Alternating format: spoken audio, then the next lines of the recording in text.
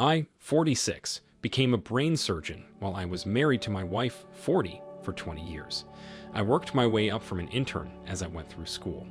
Before I became a brain surgeon, my wife decided she didn't need to work. I didn't mind her being my spoiled trophy wife as long as she continued to respect me and give me what I need whenever I'm home from work. Living in Hawaii is glorious, don't get me wrong, but after living there my whole life, I started to become accustomed to the beauty. I stopped going to the beach as often as we used to, and before I knew it, we stopped doing fun things basically altogether. Each time I got home from work, I was exhausted and didn't feel like doing much that same night. On the weekends, I was usually on call, so I wanted to keep prepared and close to the hospital. I wish my wife would have told me she was bored. I would have done something with her, and I did, when she unexpectedly told me she found a party for us to go to. There was hula dancing and drinking.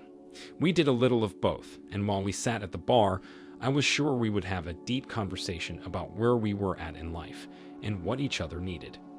Before I could start, I noticed she was on her phone. She would occasionally look around, but not to me. She was looking for someone. I asked her who she was looking for, but before she could lie, a man sat at the bar beside me. He introduced himself and started chit-chatting with me. His business was graphic design, and the hospital's contract with a boring graphic designer was just about to expire. I had mentioned it to my wife over a month ago, and I thought it was a strange coincidence that the party she wanted us to attend had a graphic designer that introduced himself to us. I shrugged it off. My wife watched us talk and get along well. She chimed in the conversation too, but the evening summed up to a pleasant time, and I told this man that I consider signing him for a contract with the hospital. I arranged for him to come to our house for dinner to talk business and review his work portfolio. When we went home after the party that night, my wife was so giggly and excited. She said she loved watching me do business and wished she could watch me do brain surgery. I said she wouldn't be able to handle it with her queasy stomach. At dinner, we ate, talked, and laughed, all three of us. My wife made a gourmet dinner, and we ate in the backyard by the fire pit and palm trees. While we had drinks afterward, I became extremely drowsy. More than usual, I knew I needed to get to bed, so I suddenly asked him to leave. He agreed graciously, and after he stepped out, I closed and locked the front door seconds before blacking out. I woke up in bed with the alarm going off. My wife said I was completely out of it last night as I crawled up the stairs. I guessed I drank too much, but that wasn't it. My wife knew why I was so drowsy, though. She just didn't tell me. She also didn't tell me what she did that very same night while I was unconscious. Nights like this happened twice more. So on the third time, I decided not to drink the wine my wife always gave me. I was pretty concerned that I couldn't figure out why I kept getting so drowsy when I drank. I noticed at dinner how close my wife was getting to this man without me included. They created conversation amongst themselves well, like they didn't need or notice me. This gave me an idea. I decided to pretend I was still getting drowsy, like I needed to go to bed pretty fast, so I said goodnight and dismissed our guest, locking the door behind him. I kissed my wife goodnight quickly and went upstairs to lay down. My wife didn't know if I drank the wine this time, so after 20 minutes, she peeked in the bedroom to make sure I was sleeping. I laid in bed, wide awake with eyes shut, pretending to be asleep. Around midnight, I thought I waited long enough to see what she was up to. That specific wine made me pass out suddenly, and my wife always wanted me to drink it.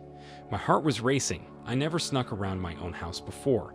It felt like a bad dream, but when I tiptoed to the closed and locked spare bedroom door, I knew I was doing the right thing. I started recording because I could hear my wife moaning. I wasn't there emotionally. I'm sure I would have been freaking out if I was, but I was so perplexed and mad, I was just glad to be recording. I bumped against the door, and in a few seconds, it opened. AP was staring at me, amused and worried. He knew he was in trouble. My wife was in bed, topless and worried. She was crying. After a moment's delay, she jumped up and stood by my side. Her eyes were full of desperation and apparently delusion, because she tried telling me she would never do this to me and that she loved me with all her heart. AP grabbed his stuff and left, but on his way out, I tripped him. As he got up, I told him he was no longer my business partner. My wife took this moment to say she wouldn't be able to face the world without me. This was like a window into her brain. She was realizing she wasn't going to have me by her side anymore, and she wouldn't live here. I told her she was crazy for letting herself betray me and refusing to think about the consequences until I walked in on her. She was bawling, and I said I knew this wasn't the only time they did it, either.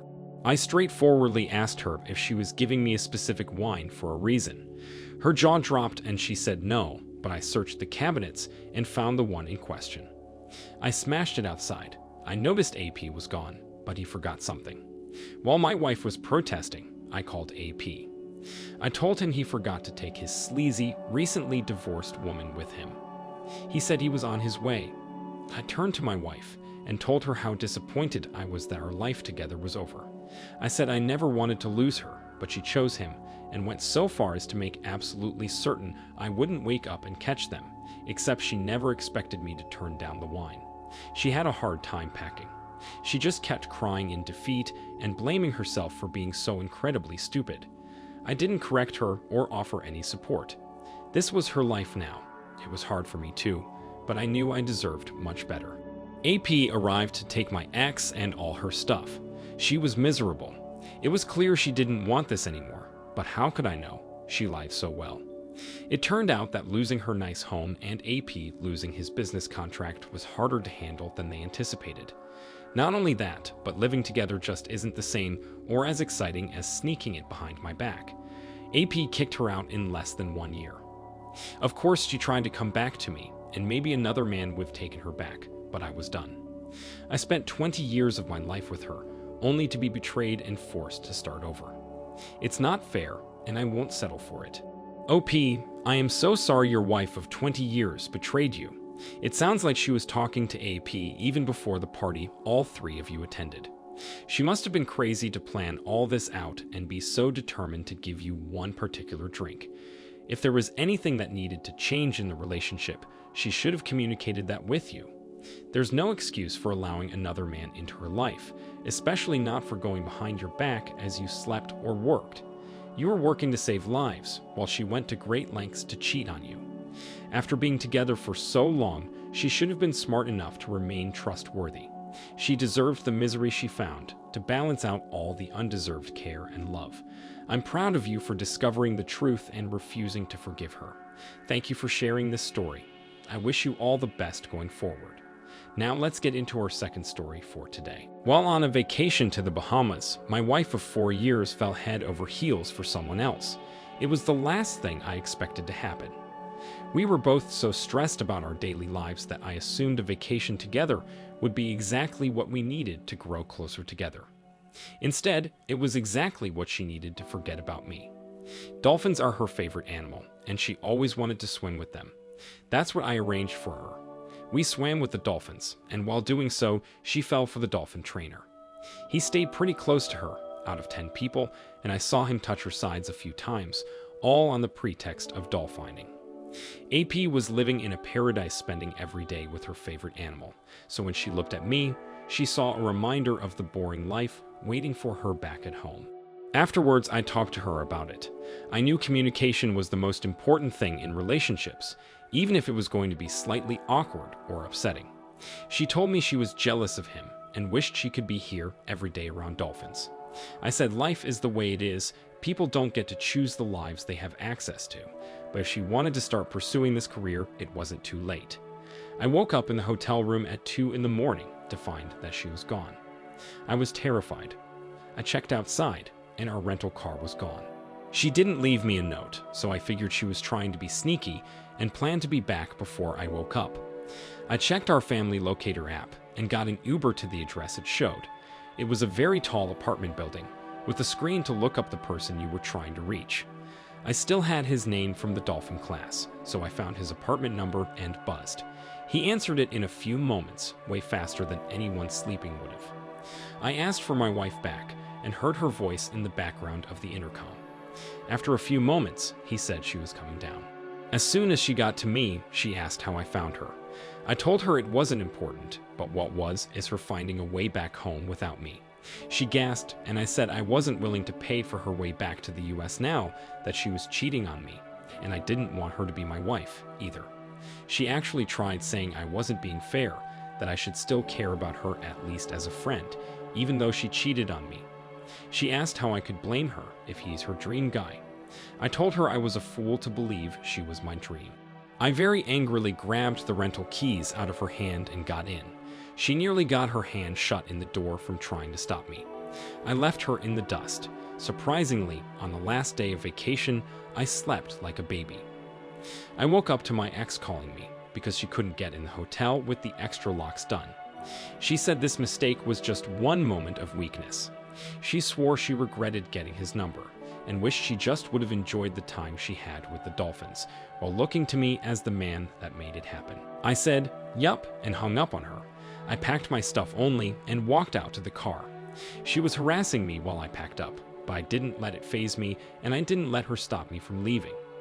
2 months later, I'm back in the US and already filed for divorce. My ex didn't have any close family, so I wasn't sure if she'd ever come back to the US. I was just wondering this when she called me. She was very sad, like all her life had been drained from her.